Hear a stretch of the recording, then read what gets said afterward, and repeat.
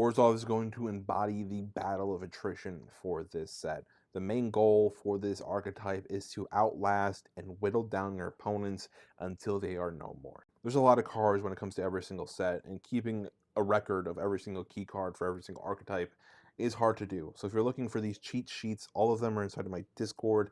Head over to the Drafting Unlimited Materials section, and you can download all of these for every single archetype to your phone, so you have them for pre-release and draft weekends. First things first, Orzhov, you need max speed as soon as possible. The max speed triggers that you get on your card is what's going to do a lot of the attrition and staving off your opponents.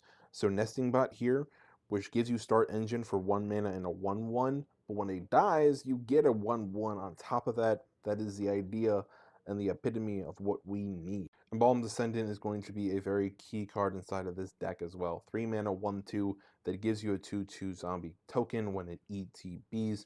On top of that, when you hit max speed, it is going to start siphoning life from your opponents.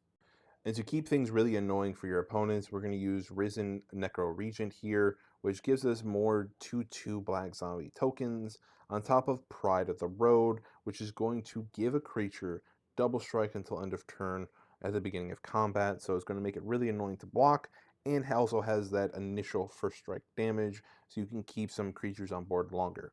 Plus, Hour of the Victory here gives you more bodies to really hit that siphoning effect if things do start to die.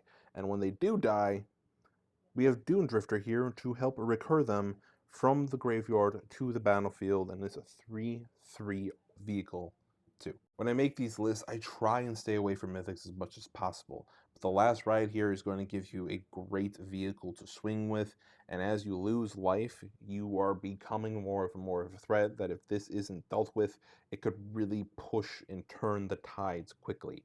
On top of that, the Speed Demon just fits perfectly inside of a max speed deck, so you're filling your hand, losing life, based on your speed that you have at the moment, which then fuels the last ride even more. But unlikely that you pull these. I just had to mention them because they fit so well.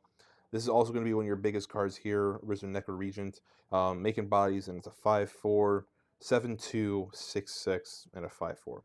Basics. When it comes to combos, there's nothing special here. You can do the Grim Bauble and the Hellish Sideswipe combo in a way where you can use 2 mana to remove 2 potential creatures, which is pretty mana efficient if you're asking me.